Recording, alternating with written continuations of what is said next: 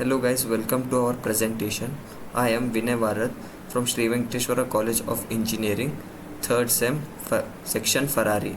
The today's topic is sampling variables. Let's see the introduction to sampling variables. Sampling variables are key elements in research for selecting and analyzing data subsets. Let's see the definition of sampling variables. First one will see the purpose and the second one is application. First one, purpose.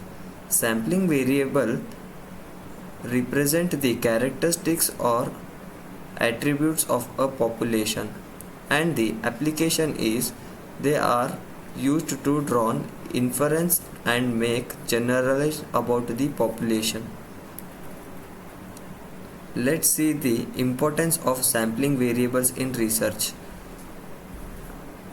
Actually, the ensure of responsibility-ness of the sample and the validity results.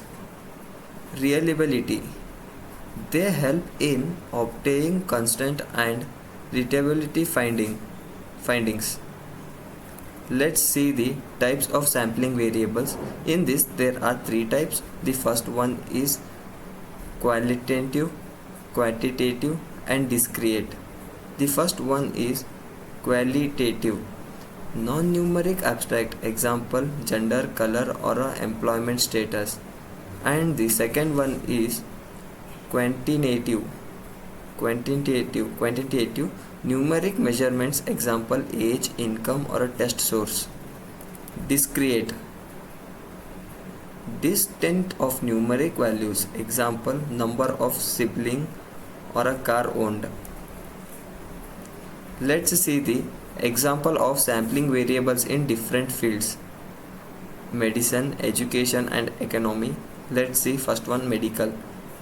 In medicine, clinical trickle of patient demographics, education, student performance metrics, economy, income distribution data. And let's see the method of selecting sample variables. The first one is review literature, and the second one is expert conclusion, and third one is pilot studies. First one is review literature. Exiting research to identify relevant variables, and the second one is expert conclusion. Seek advice from subject matter expert the variable selections, and the third one is pilot studies. Conducts a small scale tests to refine the list of variables. Let's see the challenges in sampling variable selection. The first one is overfloating, and the second one is data availability. The first one is overfloating, section of too many variables leading to over complex model, and the second one is data availability, limited access to certain variable influencing selections. Let's see the conclusion and key takeaways. Let's see the one by one. The first one is summarize findings.